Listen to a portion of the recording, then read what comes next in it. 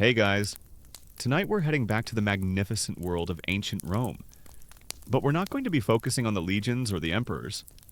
We're going to be exploring a much quieter, more overlooked, but absolutely essential role in the Roman world. We're going to become a scribe. We'll sit in the libraries of wealthy senators, our hands stained with ink, and discover the truth behind the creation of the great works of Roman literature and law. We imagine a scribe's life as one of peaceful, scholarly contemplation, but the reality was often a miserable existence of chronic pain, mind-numbing tedium, and the constant, quiet terror of making a single, unforgivable mistake. And let's be perfectly honest, you, with your ergonomic keyboard, your spell checker, and your beautiful, beautiful backspace key, would be an abysmal Roman scribe. The first time your master asked you to take dictation on a wobbly wax tablet with a pointy stick, while he paced impatiently, you would probably just burst into tears. Your complete inability to write for 10 hours straight without complaining of carpal tunnel syndrome would make you a very poor investment. So, before you get comfortable, take a moment to like the video and subscribe, but only if you genuinely enjoy what I do here. Your support is the ink in my pen, the fuel that keeps these historical journeys going. And, as is our tradition, I'd love to see where everyone is listening from tonight. Please post your city or country and the local time in the comments.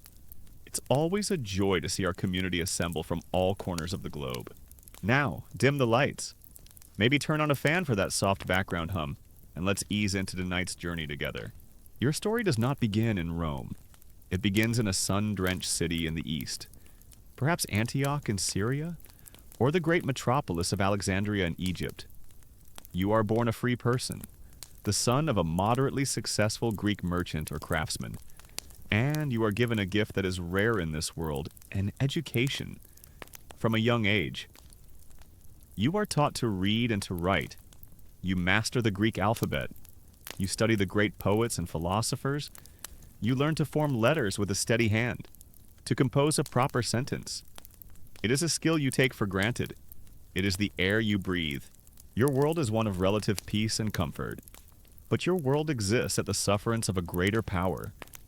And one day, that power decides your city has become rebellious, or that its wealth is needed for a new imperial campaign.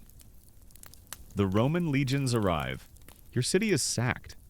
Your life of peace is shattered in a storm of fire, steel, and disciplined violence. Your family is scattered or killed. You are captured. Your hands bound. Your life as a free man is over. You are now a prisoner of war, a piece of plunder to be taken back to the heart of the empire, after a long and brutal journey.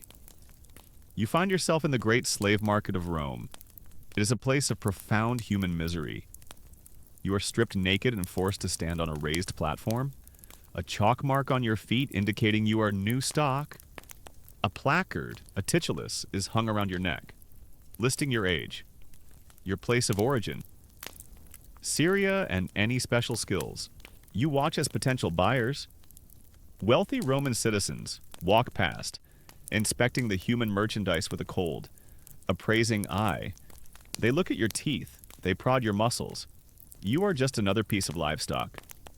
But then, one of the slave traders, the Mango, who is managing the sale, points to your placard and speaks to a wealthy, powerful-looking Roman senator who is passing by.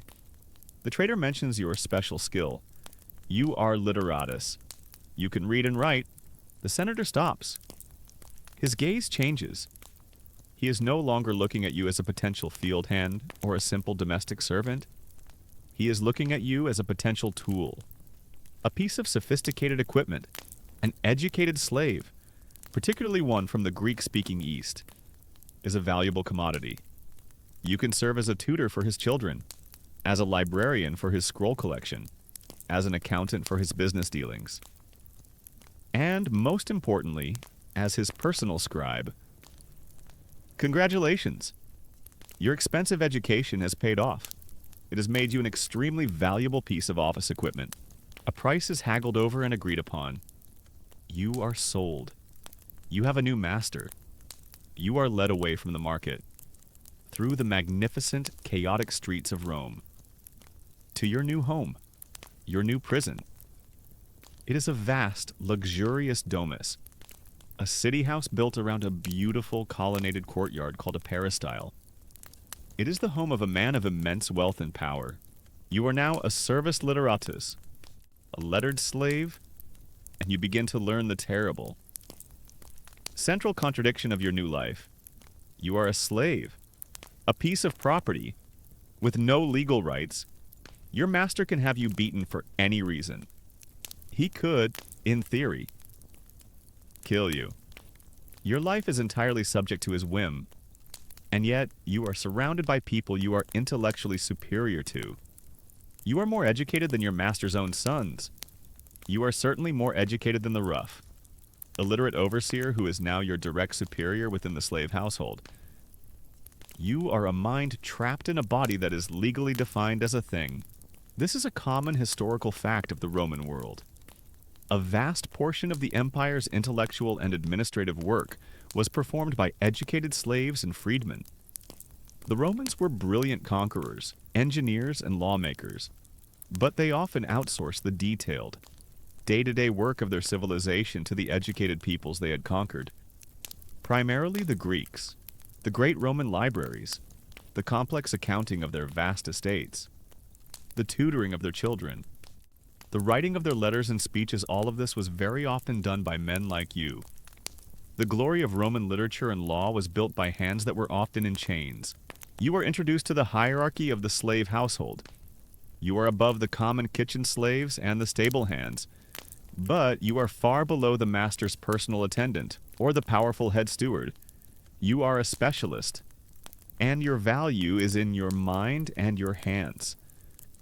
There is even a hierarchy among the educated slaves, an obscure but important social ladder.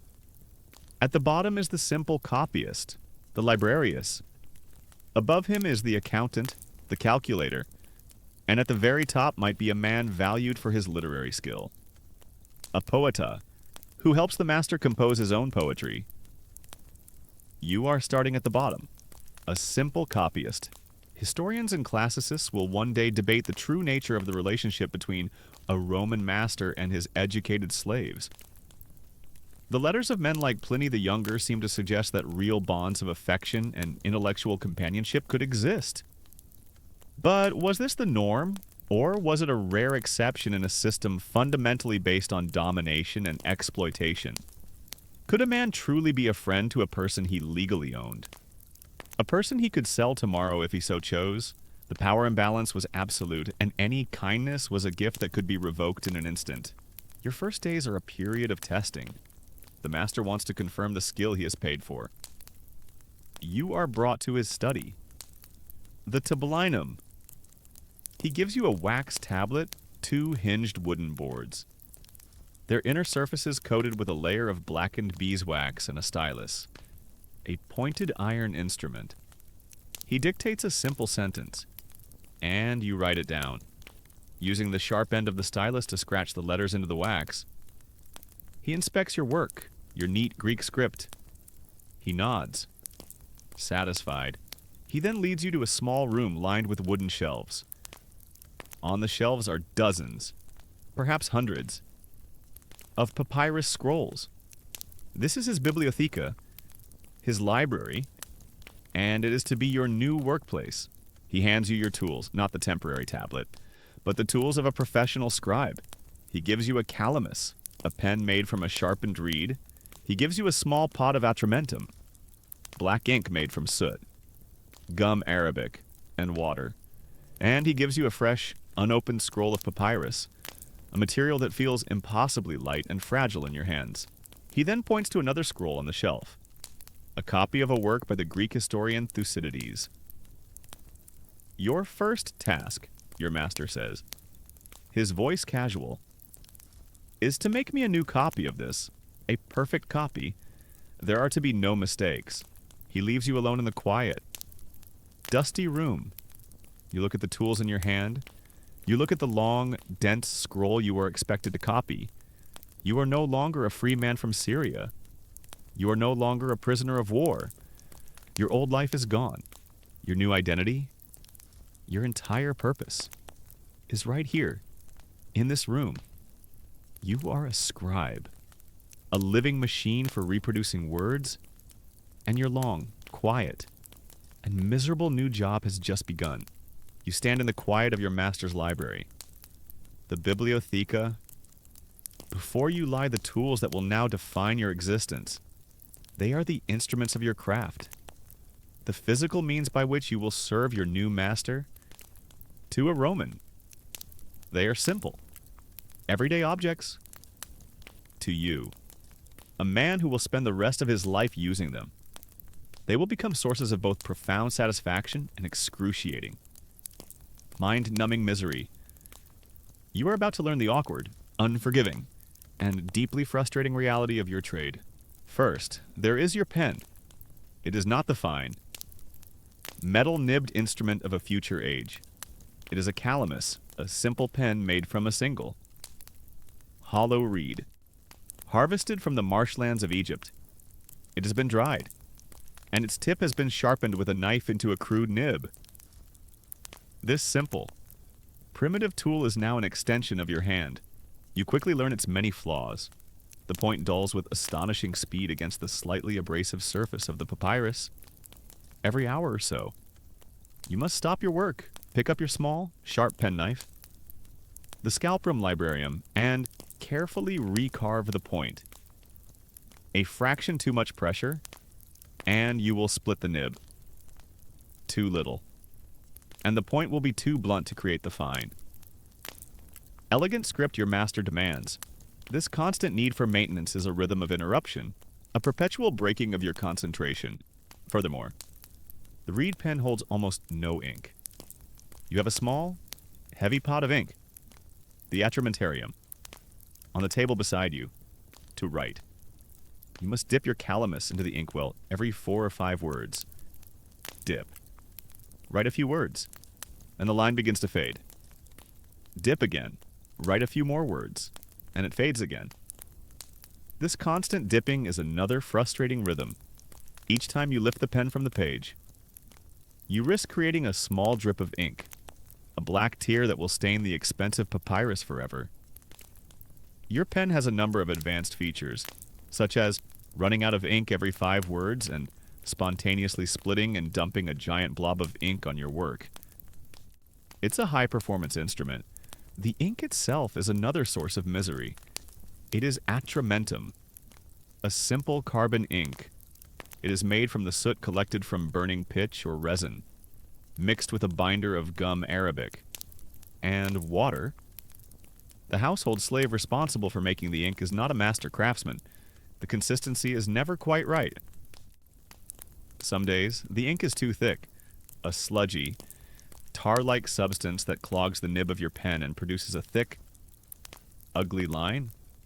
Other days, it is too thin and watery, producing a pale, grayish script that is prone to smudging at the slightest touch of a careless hand.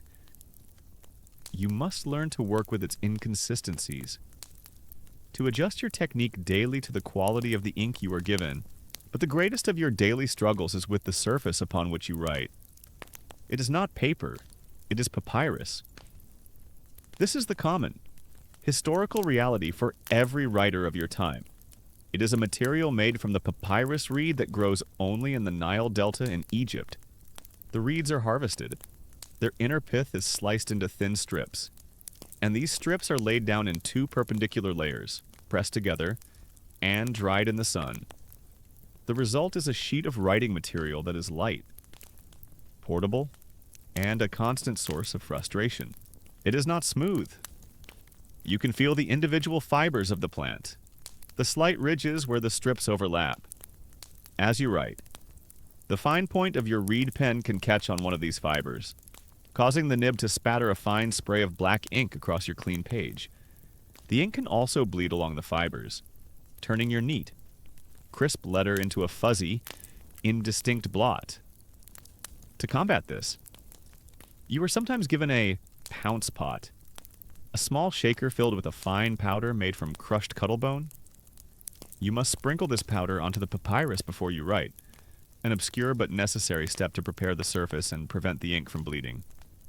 It is another fussy, time-consuming part of the process, and the papyrus is not in the form of a convenient page-by-page book. It is a volumen, a scroll. A standard scroll is made of about 20 sheets of papyrus glued together, creating a continuous roll that can be 30 feet long or more. This is then rolled around a wooden dowel, a umbilicus, and this format is an ergonomic nightmare. You sit on your hard, backless stool. You cannot simply place the scroll on a flat desk to write, to work. You must unroll a section of the blank scroll with your left hand, holding the bulk of the roll in your lap or on the table. You then write on this unrolled section with your right hand as you complete a column of text. You must then let the newly written portion of the scroll hang down between your knees to dry, while you unroll a fresh section from the right and simultaneously roll up the written section on the left. Now, remember that you are copying from another scroll.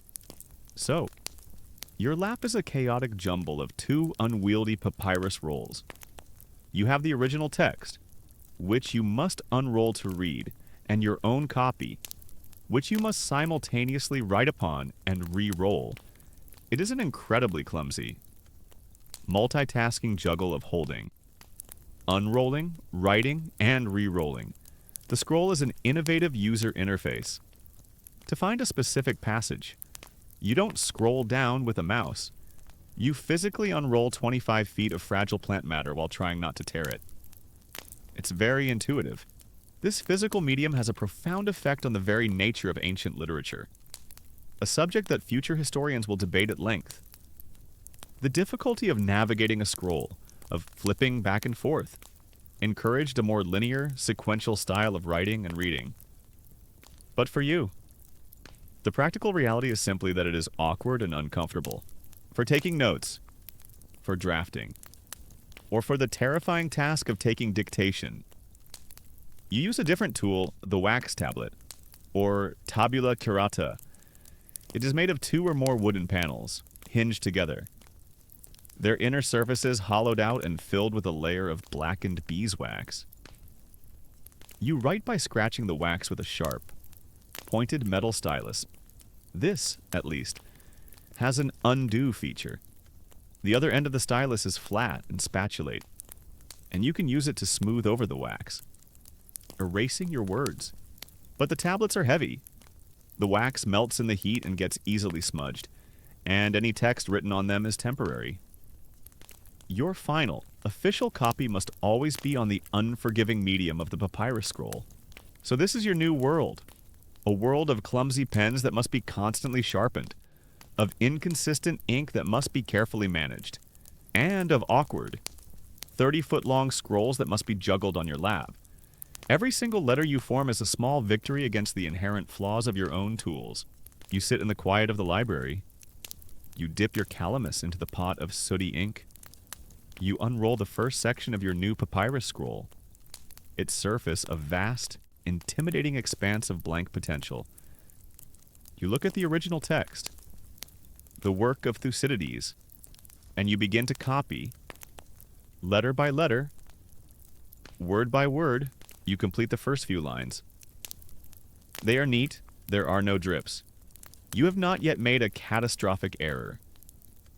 You look at the vast, unwritten length of the scroll still rolled up on your right, and you feel a sense of profound, bone-deep weariness. You have mastered the awkward tools of your trade, and now you must face a lifetime of using them. A lifetime of quiet, painstaking, and miserable labor. You have been given your tools. You have accepted your task. And so, your life as a Roman scribe begins in earnest. You sit on your hard, backless stool in the quiet of the library, the great scroll of Thucydides open on the low table before you, your own blank papyrus waiting, and as the days turn into weeks, and the weeks into months, you discover a new and profound form of misery. It is not the misery of a whip or a chain, but a slow, creeping, and intimate misery that takes root in your own body. You learn that the holy, scholarly act of writing is a physical torture all its own. Your workstation is an instrument of suffering, perfectly designed to break down the human form. You sit on your stool for 6, 8, sometimes 10 hours a day. It has no backrest, forcing your own muscles to do the work of supporting your posture, a task for which they were not designed. To see the delicate script on the low table, you must hunch forward, your spine curving into a permanent, apologetic question mark. After a few years on the job, you develop the classic Roman scribe posture. It's a sophisticated C curve that says, I am a learned man, and also my spine has collapsed. The first rebellion comes from your back. It starts as a dull ache in your lower back at the end of the day. A simple weariness. But it does not go away. It deepens, becoming a constant, grinding companion. It is a pain you go to sleep with and a pain you wake up with. Soon, it is joined by a sharp, burning sensation between your shoulder blades. A result of your hunched shoulders and outstretched arms. Your neck becomes a pillar of stiff, knotted muscle from the constant downward gaze. At the end of the day, when you finally stand, you do so slowly, painfully, like an old man, your body groaning in protest as you try to uncurl yourself from the shape the job has forced upon you. The second rebellion comes from your eyes. The light in the library is poor. It is a dim, gray, northern light, filtered through a single, high window. It is never bright enough. On dark, overcast days, or as dusk begins to fall, you are forced to work by the light of a single, flickering oil lamp. The lamp sputters, its flame dancing, casting moving shadows on the page. The letters seem to swim and shift before your tired eyes. You spend your entire day in a state of intense visual focus, staring at tiny, intricate marks on a page. The strain is immense. Your eyes burn. They water constantly, the tears sometimes dripping onto the papyrus, blurring the ink. You develop a permanent, throbbing headache that lives just behind your eyes. You see the older scribes in your master's household, men who have been at this work for decades. You see them holding the scrolls at arm's length, then closer and closer to their faces, their eyes squinting, their brows furrowed in a permanent state of effort. You are witnessing the slow, inevitable onset of what future generations will call presbyopia, or age-related farsightedness. But in your world, there are no eyeglasses, no corrective lenses for close work, for a scribe. The failure of one's eyes is not an inconvenience. It is the end of one's career. The Roman approach to eye care is simple. You use your eyes until they stop working, and then you are replaced. You look at these older men, and you see your own future a slow, blurry decline into uselessness. The third rebellion comes from your hand. Your right hand, the hand that holds the calamus, becomes a separate, tortured entity. You must grip the reed pen tightly to maintain control for the fine script. After hours of this, your fingers begin to cramp, locking into a stiff, claw-like position, a sharp, shooting pain. A kind of internal fire begins to travel from your fingers, up your wrist, and into your forearm. Sometimes the pain is so sharp you must drop your pen and shake your hand until the feeling returns. The overseer of the scribes, a stern freedman named Gaius, sees this and scolds you for your weakness. The pen is a tool, he says. Your hand is a tool. A tool does not feel pain. It only works. Your fingers themselves become a testament to your trade. The middle finger of your writing hand develops a large, hard callus where the pen rests, and your fingertips, especially on your right hand, are permanently, indelibly stained a dark, bluish black from the iron salt ink. You can scrub them with sand and water, but the stain never truly goes away. It is a mark of your profession, the tattoo of a scribe. Even your legs, which do nothing all day, suffer. You sit for hours on the hard stool, your feet flat on the cold stone floor.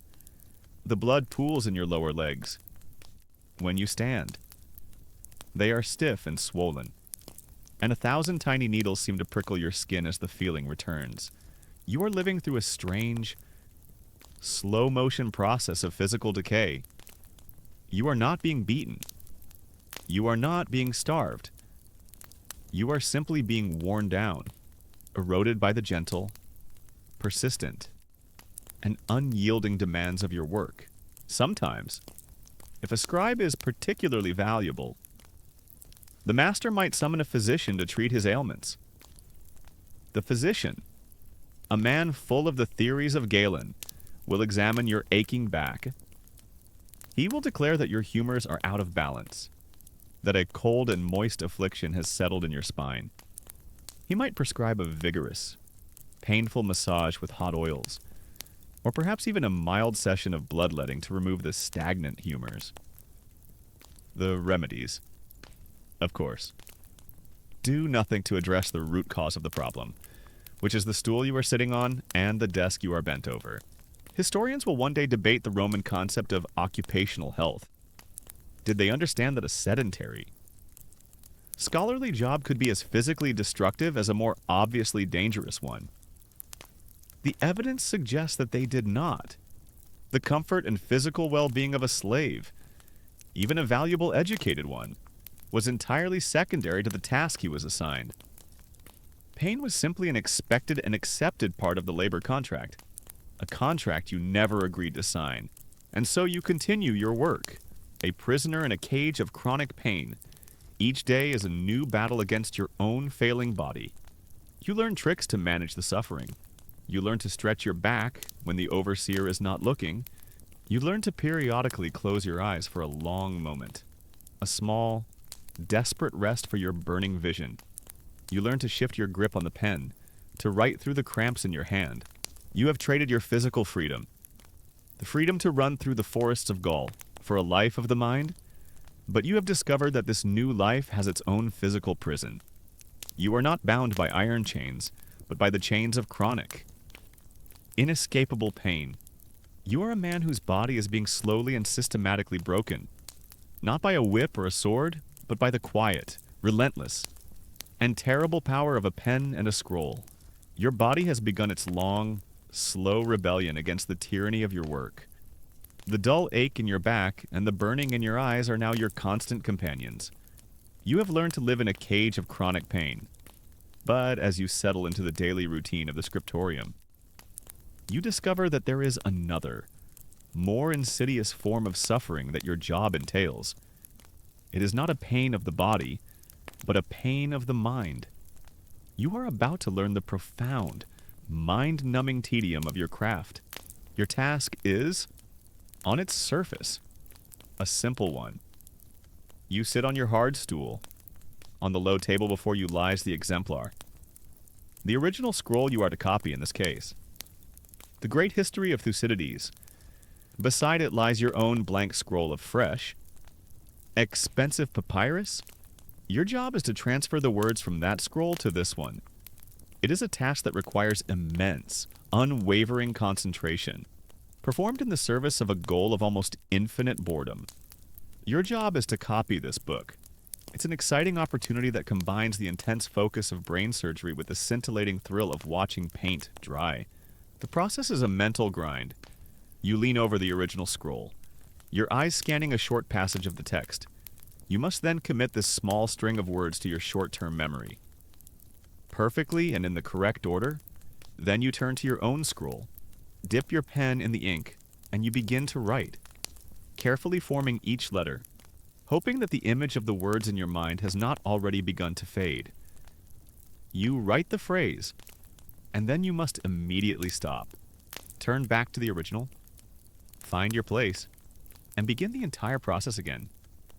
Read, memorize, turn, write, read, memorize, turn, write, This is your entire world.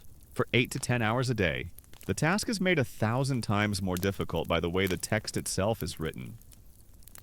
This is a common historical fact, a reality so fundamental to the ancient world that it is almost invisible to a modern reader. The text is written in scriptio continua. There are no spaces between words. It is a solid, unbroken river of letters. There is no punctuation as you would understand it, no commas, no periods. There is no distinction between uppercase and lowercase letters. An entire sentence can look like this.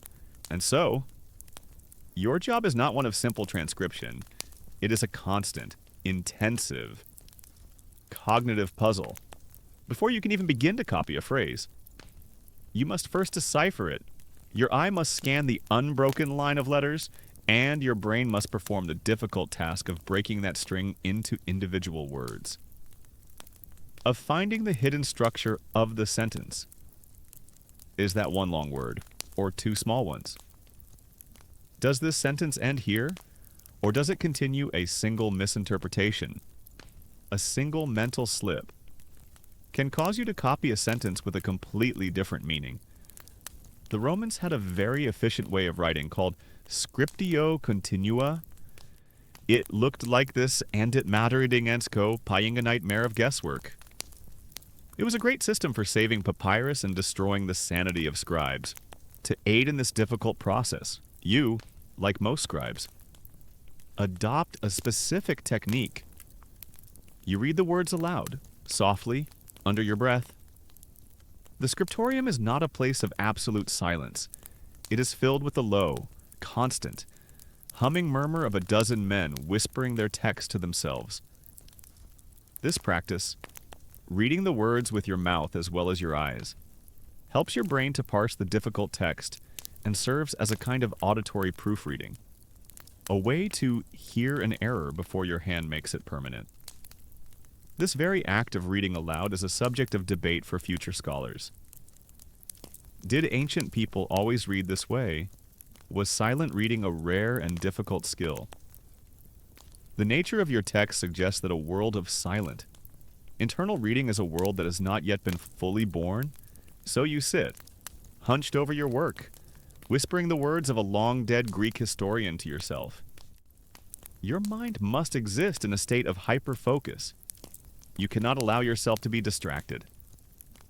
A sudden noise from the courtyard outside, a fly buzzing near your head, a pang of hunger in your stomach.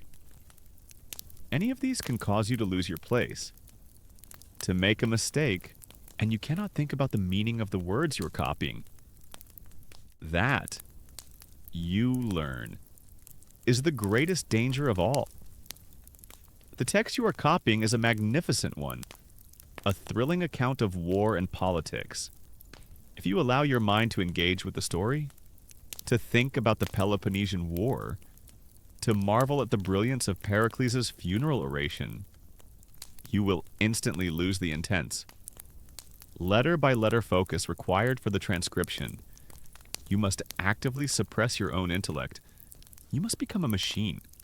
You must turn your mind into a simple conduit, a vessel through which the words pass without leaving a trace. You are the high priest of literature, and your job requires you to not listen to the sermon. The sheer monotony is a physical weight. The hours blur together. The sun creeps across the sky, its changing angle marking the slow passage of your day. The light from the high window shifts, and you must adjust your position to avoid the glare or the shadow. The ink in your pot grows thick, and you must add a drop of water. Your pen grows dull, and you must stop to resharpen it. These small practical acts are the only landmarks in a vast, empty desert of time. You look at the work you have completed. After 3 hours of intense, concentrated labor, you have finished a single column of text. It is perhaps 30 lines long, and the scroll before you has room for 100 more such columns. The task feels infinite, impossible. The scriptorium is a place of deep, scholarly focus. It's so quiet you can hear your own will to live slowly evaporating. The main activity is a silent, communal descent into madness.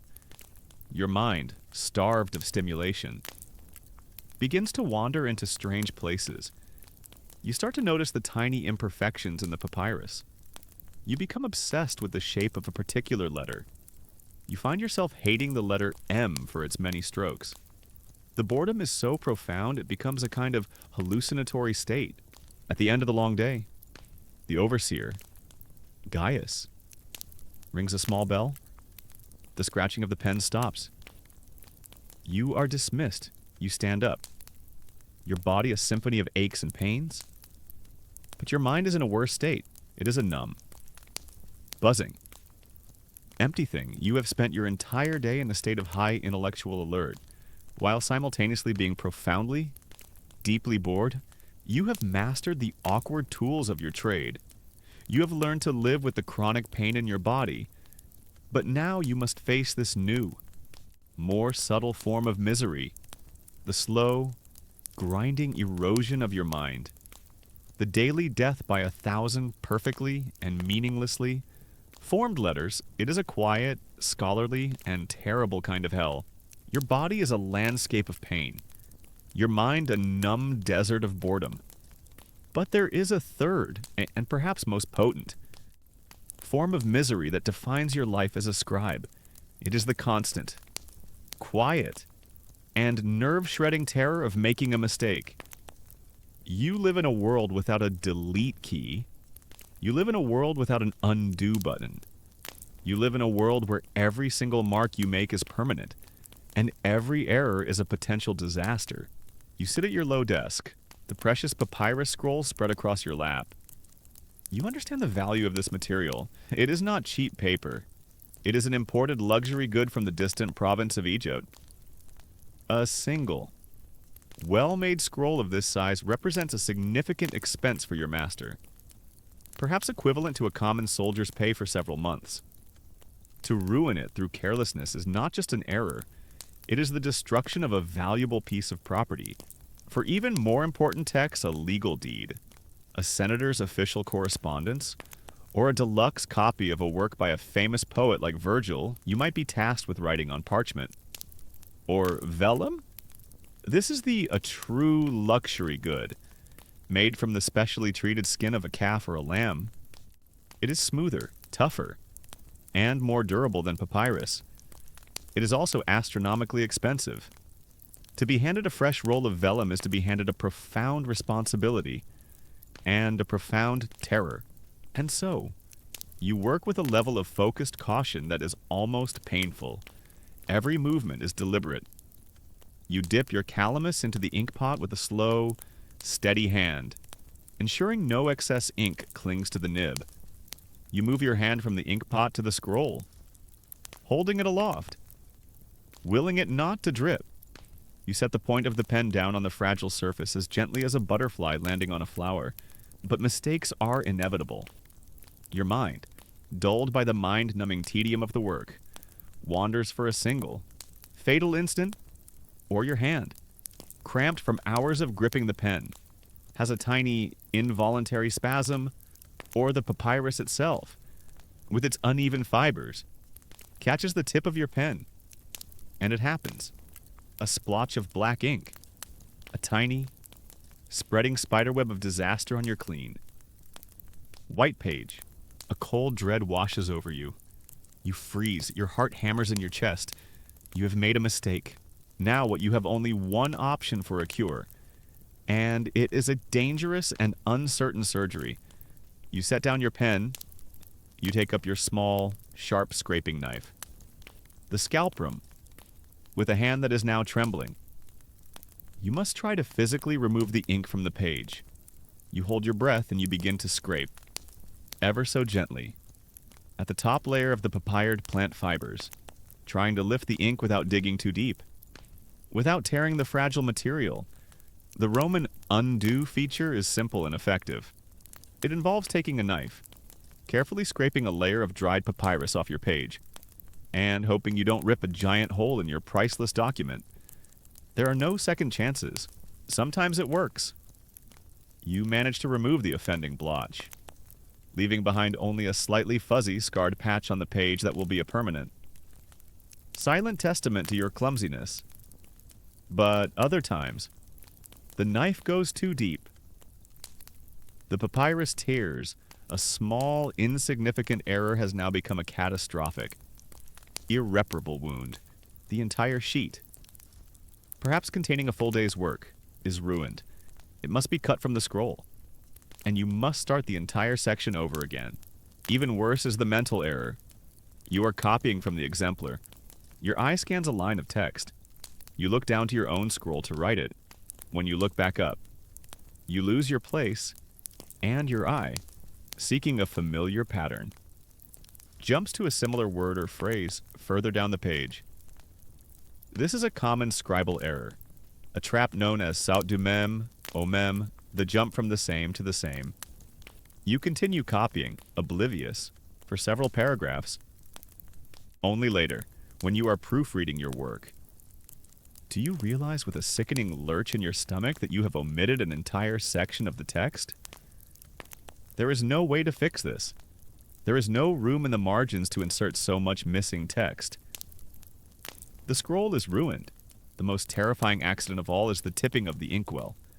The atramentarium is a heavy, stable pot for this very reason, but in a moment of carelessness, your elbow could catch it. A wave of black. Indelible ink floods across your desk, ruining your copy, your exemplar, your clothes, everything. The inkwell is a small, heavy pot designed to be as stable as possible. This is because tipping it over is considered a career-ending move, and the consequences for these mistakes are not a simple reprimand. They are swift and they are harsh. The head scribe, the freedman Gaius, will inspect your work. He will see the scarred patch, the ruined sheet, and he will report your sloppiness to the master. Your master, the senator, is a man who values perfection and who does not tolerate the destruction of his expensive property. Your punishment will be a flogging. You will be taken to the courtyard and beaten with a rod or a leather strap. A painful and humiliating reminder of the cost of your inattention. Or you may be assigned to a more grueling form of labor for a time, turning the mill to grind grain. A task reserved for the lowest of slaves. The fear of this punishment is a constant whip at your back. A relentless pressure that turns your work from a quiet craft into a high-stakes tightrope walk. Textual critics of the future will spend their entire careers studying the mistakes made by men like you. They will compare the different manuscript copies of a single work, noting the variations, the skipped lines, the misread words. They will debate your mindset. Were you a careful scholar, trying your best to preserve the text, or were you a tired, bored, an error-prone copyist? Whose mistakes are the primary reason why the original texts of the great Roman authors are now lost to a fog of scribal corruption? They will not know the terror that guided your hand, the constant fear of the scraping knife and the master's anger. You finish your column of text. The relief is a palpable, physical thing. You have made it to the end without a major error, but the relief is temporary. You look at the great, unwritten expanse of the papyrus scroll still waiting for you. A vast blank desert of potential mistakes, and you must dip your pen and begin again. Your body aches from the posture, your mind is numb from the tedium, and your spirit is frayed from the constant, quiet, and nerve-shredding terror of making a single. Permanent mistake in a world that has no backspace key. Your life settles into a routine governed by the slow, painstaking process of copying text. The days are a quiet, monotonous blur of ink and papyrus, of aching backs and burning eyes. You have mastered the difficult tools of your trade, and you have learned to live inside the cage of chronic pain your work has built for your body. You have accepted the mind-numbing tedium of transcription as the central reality of your existence. But there are days when this quiet, predictable misery is shattered by a far more acute and terrifying form of labor. These are the days when your master, the great senator, needs to compose. It begins with a sudden summons. You are not told to go to the library, You are called to the tablinum, your master's private study and office. This is the nerve center of his political and business empire. The moment you step inside, you feel the atmosphere change. The quiet, scholarly peace of the library is gone. Replaced by a tense, electric energy, your master is pacing back and forth like a caged lion. He has a great speech to deliver in the Senate tomorrow, a vital legal case to prepare, or a series of important letters to dispatch. He is about to think, and you are to be the vessel of his thoughts. You are not to use your usual tools. Papyrus is too slow, too permanent for the chaotic process of composition. You quickly gather your other equipment, a set of wax tablets, or tabulae serrati, several wooden panels coated in blackened beeswax and hinged together with leather cords, and you take your sharpest metal stylus. You are now a human voice-to-text app, and your master is an impatient and brilliant orator who has no concept of your processing speed. Ready. Boy, he barks, not even looking at you. He does not wait for an answer. He begins to pace, and he begins to speak, and you begin to write. It is a frantic, panicked scramble. Your master does not dictate in a slow, measured tone. He speaks as he thinks, in great, passionate, and often contradictory bursts of inspiration. He will spit out a perfectly formed, complex sentence, full of rhetorical flourishes, and you must try to capture it as it flies past. Your stylus flashes across the surface of the wax, your neat, careful script abandoned for a desperate, ugly scrawl. You cannot possibly write down every word he says. The only way to keep up is to use a form of Roman shorthand. This is an obscure but essential skill for a high-level scribe. It is a complex system of symbols and abbreviations, a secret language known as Notae Tironianae, named after Marcus Tullius Tiro, the brilliant slave and later freedman who was the personal scribe to the great orator Cicero. Tiro is said to have invented this system to keep up with his master's famously eloquent and rapid speech. So you're not just writing, you are simultaneously listening, comprehending, and translating your master's spoken Latin into a series of strange, abbreviated symbols in the wax. Your mind is racing, working at a furious pace, and then your master stops. He runs a hand through his hair. No, he mutters. That is weak. The metaphor is clumsy. Strike that last part. You must now perform the ancient equivalent of hitting the delete key. You flip your stylus over and use its flat. Spatulate end to frantically smooth over the wax, erasing the last few sentences you struggled so hard to capture. The wax surface becomes a messy, scarred battlefield of his rejected ideas. Let us try again, he says. And he is off once more. A new torrent of words pouring from him, often faster than before. This is the nightmare of taking dictation. It is a high-wire act, performed without a safety net. The pressure is immense. Your master is in a fervent state of creation, and you are the bottleneck, if you fall behind. If you miss a key phrase or a transitional argument, you can break his train of thought, and his frustration, his imperial rage, will be turned upon you. You dare not interrupt him. But your hand is cramping. The shorthand symbols are becoming a blur. You have filled one tablet and are fumbling to open the next. He is still speaking, the words flowing out, and you are missing them. Finally, in a moment of pure desperate panic, you must speak. Master, you say, your voice a timid croak. If you please, a moment. He stops mid-sentence and whirls around, his eyes blazing. What is it? Boy, can you not keep up? I have an idea on the very tip of my tongue. A thunderbolt to hurl at my opponents. And you are interrupting me with your slowness? You stammer an apology. Your head bowed, your face burning with shame. You are a faulty tool. You are an impediment to his genius. He makes an impatient gesture, and you furiously scratch down the last phrase you can remember. Your heart pounding. This is the reality of being the hand that writes the great words. Historians will one day debate how much influence a scribe, an amanuensis, had on the final text. Was he a mere passive recorder? Or, in this messy, collaborative, and often intimate process of composition, did the trusted scribe sometimes offer a suggestion, correct a grammatical error, or even shape the final phrasing of a sentence for a man like Cicero and his brilliant freedman Tiro? The relationship may well have been one of true intellectual collaboration. But for you, a slave. Your role is not to collaborate.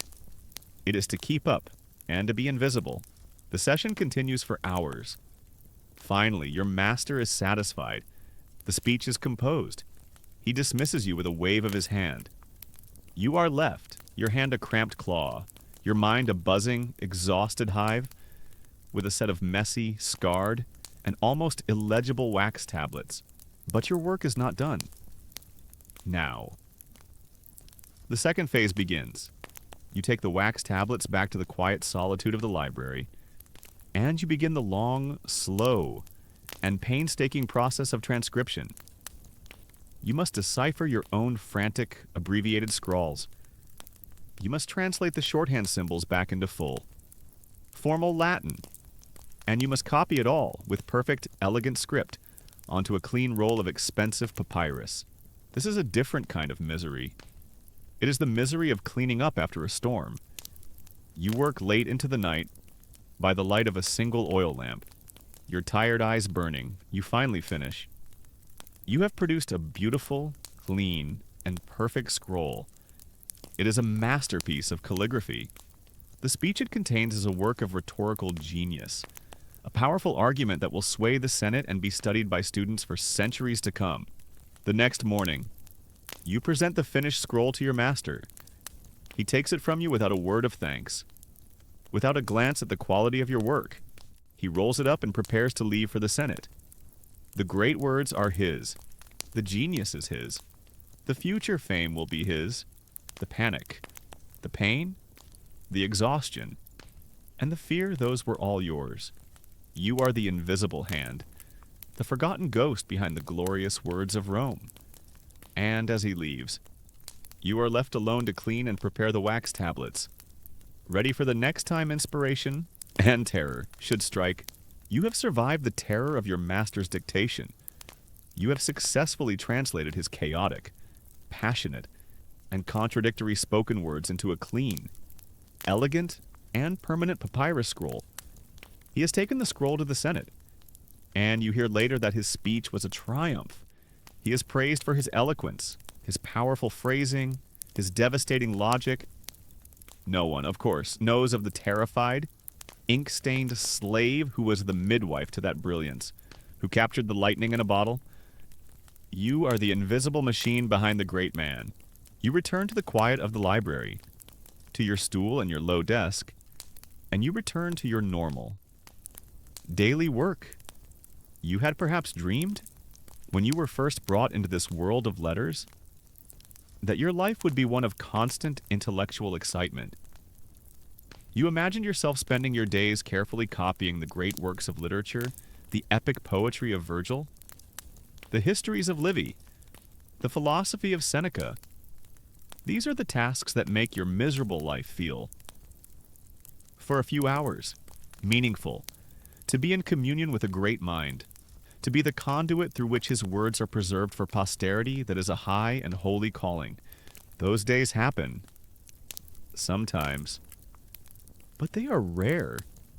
They are the small islands of intellectual pleasure in a vast, gray ocean of profound and soul-crushing boredom. Because the terrible truth of your profession is that your master, a wealthy senator and a great landowner, has far more need of a bookkeeper than a literary scholar.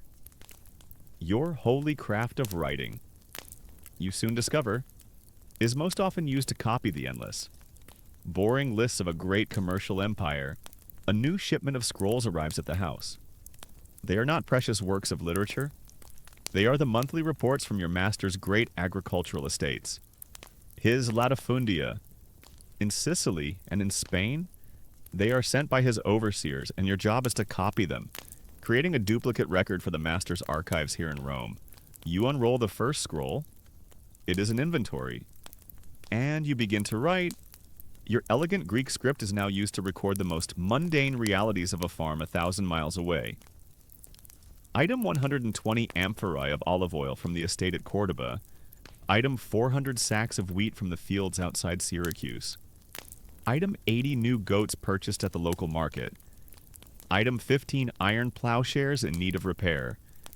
Item 50 new slaves, branded. From the latest shipment of captives from Dacia, you write for hours. The list goes on and on. It is a river of numbers and nouns. You are not a scribe. You are a data entry clerk for a vast, pre-modern corporation. As a scribe for a powerful senator. You get a fascinating, behind-the-scenes look at the inner workings of the empire.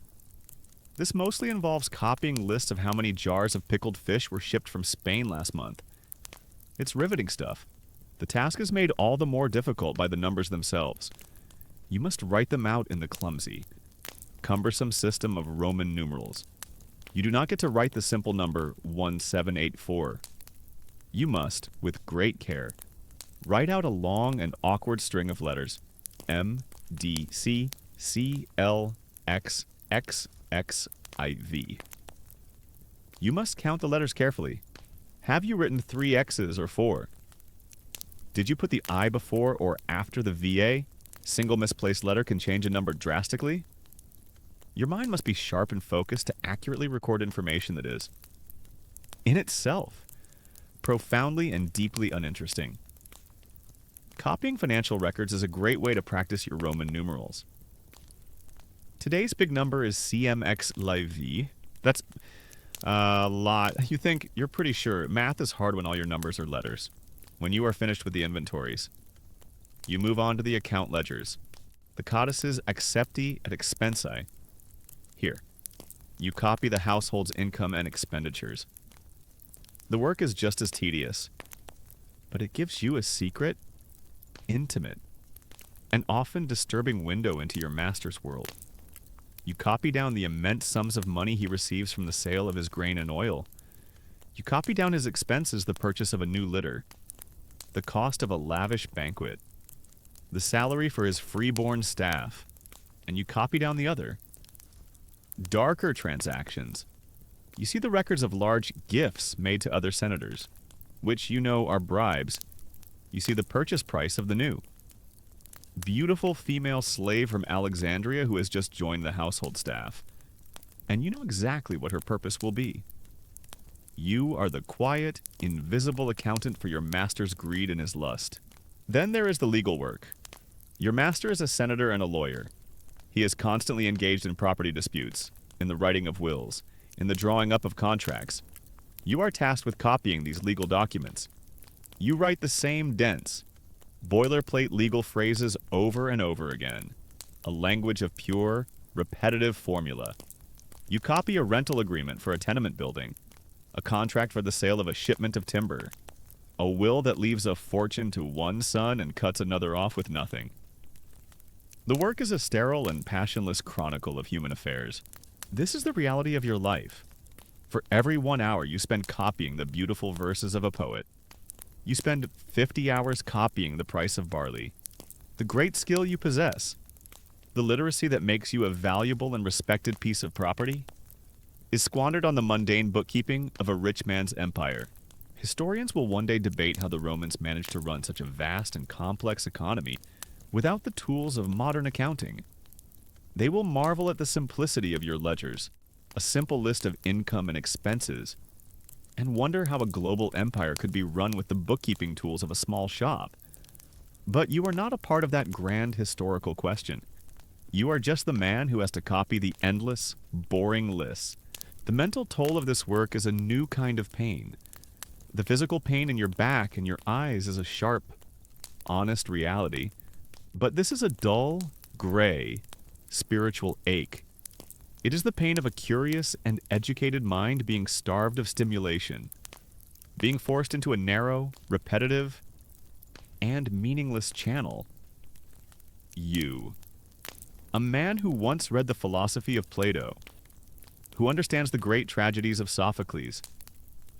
Now spend your days writing down the number of broken ox carts on an estate in Spain. The immense, cavernous gap between your intellectual capacity and the nature of your daily work is a source of quiet, profound, and inescapable misery. You finish the last inventory scroll. You check it, line by agonizing line. Against the original, there are no errors. Your work is perfect. You carefully roll up the new scroll, tie it with a linen cord, and attach a small parchment tag. A syllabus, identifying its contents. You place it on the shelf in the library next to the original. It is a perfect copy, a perfect invisible, and soulless reproduction. You look at the shelves around you, filled with the scrolls you have copied. It is a monument to your labor, and you feel nothing. Not pride, not accomplishment. Just a vast, hollow emptiness. You have mastered the art of being a perfect recording machine. You have become the ideal tool, and you realize, with a quiet, creeping horror, that your mind, the one thing you thought was still your own, is also becoming the property of your master. Its thoughts replaced not by your own ideas, but by his endless, soul-crushingly boring lists. Your life is a flat, gray sea of tedious labor. You are a human machine, a conduit through which passes an endless river of inventories, account ledgers, and legal boilerplate. Your mind, which once wrestled with the complexities of Greek philosophy, now spends its days ensuring that the number of amphorae of Spanish olive oil is recorded with perfect, mind-numbing accuracy. There is a certain peace in the monotony, the peace of a mind that has been put to sleep. But there are times when your master requires more than just a simple copyist. He requires a creator. And on these days, you are awakened from your stupor and forced to confront the most profound and painful irony of your existence. Your master, the senator, is a man of great ambition. He wishes to be remembered not just as a wealthy landowner and a skilled politician, but as a man of letters, a philosopher king in the great Roman tradition. He decides to write a treatise, a philosophical work on the virtues of a Stoic life, a reflection on duty, honor, and the acceptance of one's fate. He does not, however, have the time, the skill, or the patience to write it himself. That is what he has you for. He summons you to his study. He gives you not a scroll to be copied, but a set of his own rough notes, a chaotic jumble of ideas scribbled on wax tablets. I have outlined my thoughts here, he says, with an airy wave of his hand. Turn this into a book. Make it eloquent. And so you begin your new task. You are no longer just a copyist. You are a ghostwriter. You take your master's crude, rambling thoughts, and you must give them flesh and breath and style. You are to be the invisible hand behind his great words for the first time in years. You feel a spark of your old self return. This is a task that requires your mind, your education, your soul. You spend hours in the library, your supposed workplace. But now, a true resource. You search for the perfect quote from the Greek Stoic philosophers Epictetus. Zeno to support one of your master's arguments. You carefully structure his rambling ideas into a coherent, logical progression. You labor over the sentences, crafting them into the elegant, balanced, and persuasive prose that is the hallmark of a great Roman writer. You are using the fullness of your education, and the work is a deep intellectual pleasure for a few weeks. You forget that you are a slave. You are a scholar. You are a creator. You work tirelessly, your own thoughts and ideas subtly weaving themselves into the fabric of your master's work. You add a historical anecdote here, a clever turn of phrase there. You create a work that is not just competent, but beautiful. It is the best work you have ever done. It is, in a very real sense. Your book, Finally, it is finished. You produce a perfect, clean copy on a fine papyrus scroll. With a feeling of immense pride and trepidation, you present it to your master. He takes the scroll and reads it, his brow furrowed in concentration. He reads for a long time in silence. You stand before him, your heart pounding. This is your creation, your intellectual child. He finally looks up. Yes, he says with a slight, satisfied nod. This will suffice. The style is adequate. That is all. That is the extent of your recognition. He then takes the scroll, your scroll, and he sends it to a commercial scriptorium, a bookseller's workshop in the city, to have multiple copies made for distribution to his wealthy and powerful friends. The concept of copyright doesn't exist yet, which is very convenient for your master. He owns you, he owns the pen, he owns the papyrus. So naturally, he also owns all the brilliant thoughts that happen to occur inside your head. A few weeks later, you accompany your master to a dinner party at the home of another senator.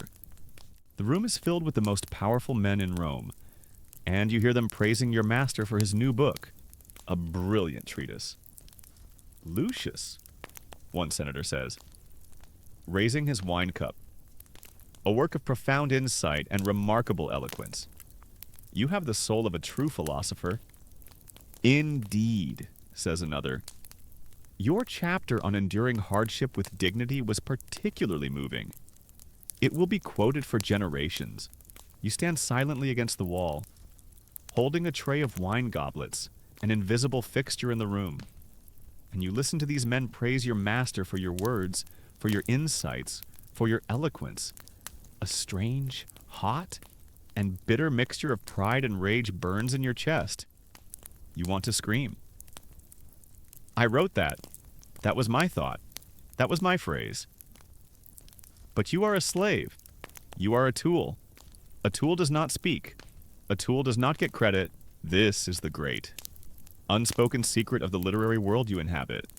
Many of the great works of Roman literature and oratory, which will be studied and admired for millennia, were not the product of a single, genius author, but a collaboration between a wealthy, powerful master and his anonymous, educated, and enslaved scribe. Future historians will debate the nature of this collaborative authorship. They will ask how much of what we read as Cicero was shaped by his brilliant secretary, Tiro. They will wonder how much of the elegant prose of the Roman elite was, in fact, the work of a forgotten Greek slave, a man like you. But they will never know for sure because the system was designed to erase you from the story. The next day, your master is to deliver a major speech in the Senate, a speech that you researched, wrote, and polished. You are permitted to accompany him and stand at the back of the great curia, the Senate House. To listen, you watch as he takes the floor. He unrolls the papyrus scroll that you so carefully prepared, and he begins to speak. He delivers your words in his powerful, commanding voice. He uses the rhetorical flourishes you so carefully inserted. He tells the historical anecdotes you spent days researching in the library.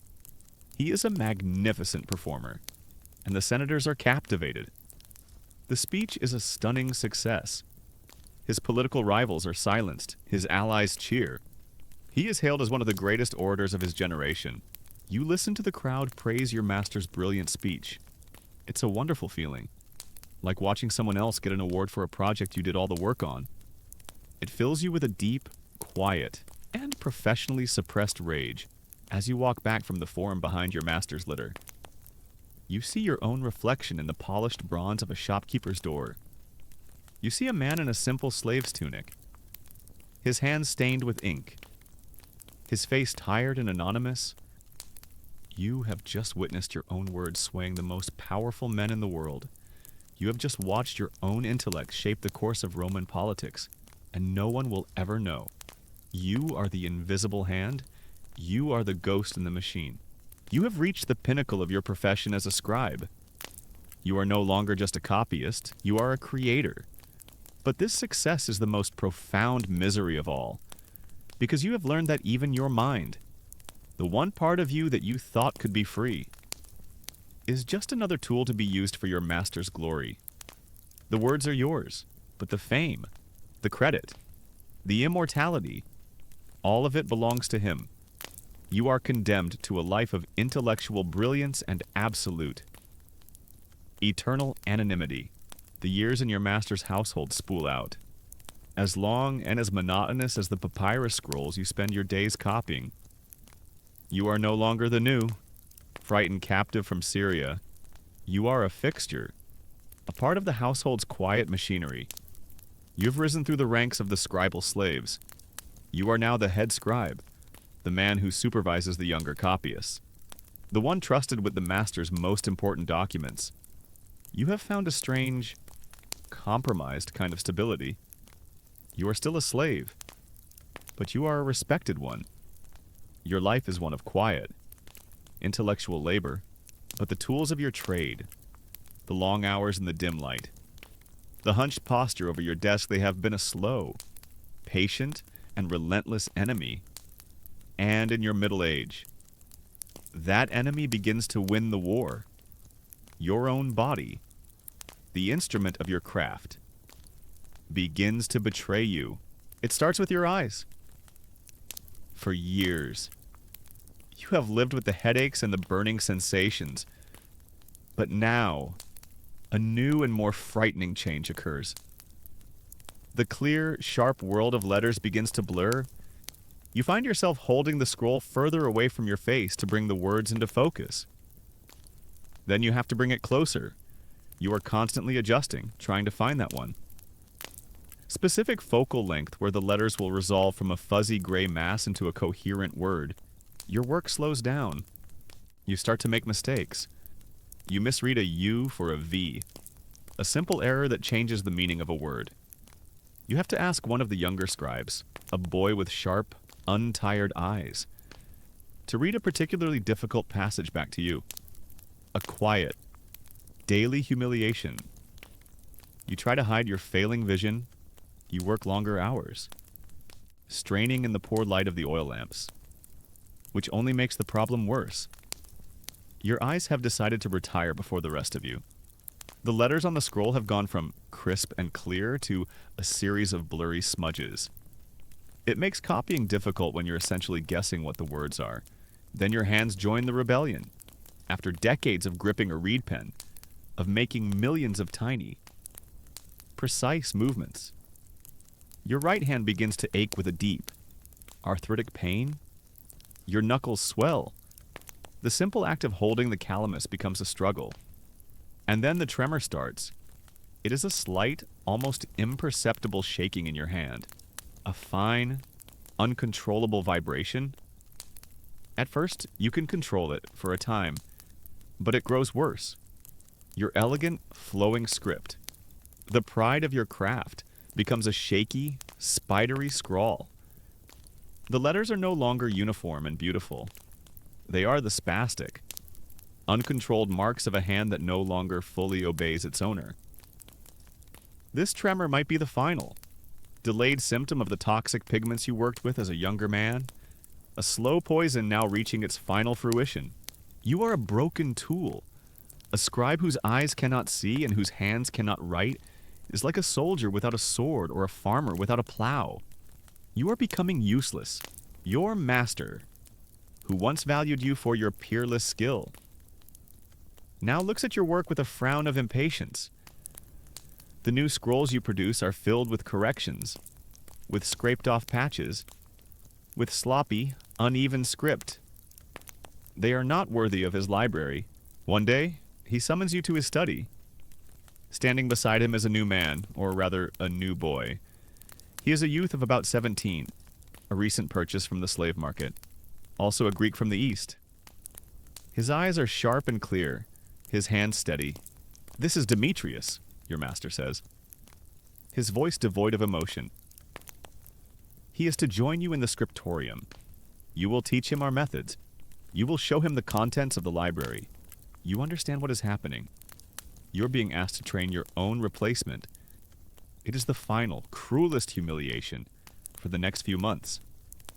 You must sit beside this young, sharp-eyed boy and impart to him all the knowledge you have accumulated over a lifetime. You teach him how to prepare the papyrus, how to mix the ink, how to read your master's difficult handwriting. And all the while, you watch him work with a speed and a precision that you can no longer muster, and he watches you, with a mixture of respect for your knowledge and the quiet, pitying contempt of the young and strong for the old and broken. As your skills decline, you are demoted. The most important work, the copying of a new work of philosophy, the preparation of a legal deed, is now given to Demetrius. You are assigned to the most menial of scribal tasks. You write labels for wine amphorae. You copy simple laundry lists. It is work that a barely literate boy could do. This slow decline is a subject of debate for future historians. What happened to elderly or infirm slaves in the Roman world?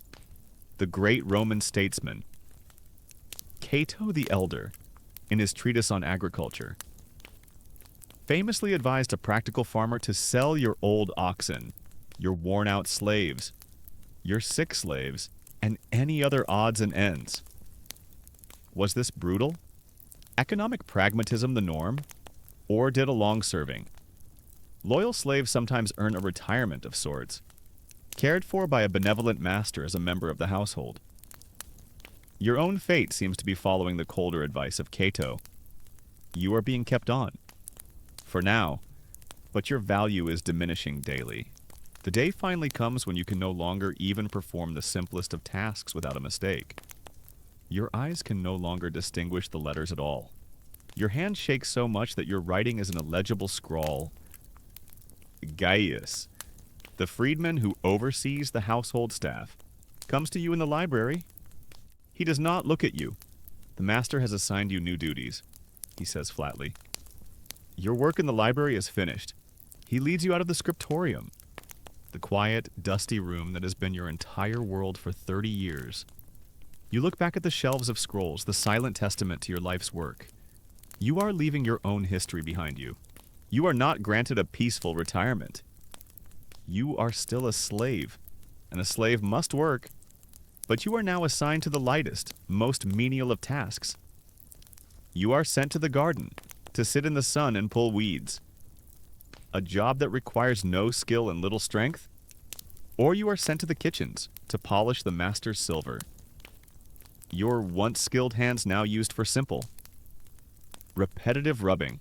You have become a ghost in the household, a familiar but useless piece of old furniture. The other slaves, who once looked up to you for your skill and your relatively high status, now see you with a kind of pity. You see the future in their eyes. You know that when you become too weak even for these simple tasks, when you are no longer worth the daily ration of bread you consume, you will be cast out. Your master will grant you your freedom. A final, cynical act that will release him from the burden of feeding you, leaving you to die as a beggar on the streets of Rome. You sit in the garden, the sun warm on your aching back. You are surrounded by the beauty your master has created, a beauty built on the labor of men like you. You look down at your own hands, at the swollen joints and the permanent black stains of the ink that will never wash away. These hands have copied the words of poets and philosophers. They have written the speeches of senators. They have recorded the accounts of a great estate. And now, they are good only for pulling weeds. You have been utterly and completely consumed by your craft, and now that it is gone, you are nothing but an empty vessel, waiting to be discarded. The years have hollowed you out. Your body, once a source of constant, grinding pain, has settled into a state of dull, permanent ache. Your mind, once a battleground of boredom and terror, is now a quiet, gray landscape of resignation. You are an old man, a slave who has served his master for a lifetime. You are a tool that has been worn down to a nub. You no longer work in the scriptorium. Your failing eyes and trembling hands have made you useless for the fine work of a copyist. You have been retired, demoted to the lightest and most menial of tasks. You spend your days sitting in the courtyard, polishing your master's silver. Your movements slow and feeble. You are a ghost in the bustling household, a familiar piece of old furniture that the younger slaves barely notice. You watch as your replacement, the sharp-eyed Demetrius, hurries to and from the library, his arms full of scrolls, and you feel a faint, distant echo of the man you used to be. Your life comes to an end not with a dramatic event, but with a quiet fading. A simple winter cough settles deep in your chest, and your worn-out body no longer has the strength to fight it. You die one night, quietly, on your straw pallet in the slave quarters. There is no ceremony. There is no one to mourn you. Your wife, if you had one, was sold long ago. Your children, if you had them, do not know your name. You are a Roman scribe. Your job was to record the lives of other, more important men. No one was there to record yours. Your body is taken from the barracks and, along with the other slaves who died that week, is thrown into a paticulus, a great, open burial pit outside the city walls, and covered with lime. Your name is forgotten. Your story is over. You are erased. But the words you wrote are not, "Let us follow one of them. Let us follow the scroll you so painstakingly copied in your youth." The history of the Peloponnesian War by the great Greek historian, Thucydides. It sits on the shelf in your master's library. Decades pass. Your master dies. His son, who has no love for Greek history, sells the library. The scroll is bought by another wealthy Roman, and it sits in his collection for a century.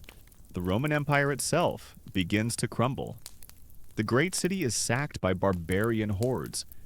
Your master's grand house is burned to the ground, but a scholar, fleeing the chaos, rescues a handful of the most precious scrolls from the library, and one of them is yours. He takes it with him on a long, dangerous journey to the city of Constantinople, the new heart of the shrinking empire. There, in the great imperial library, your scroll is preserved. More centuries pass. The world changes. And then, a new kind of scribe, a medieval monk in a cold, damp monastery in Ireland or Germany, begins the task of copying the ancient text. He copies your copy, translating the Greek letters into the new, Carolingian minuscule script.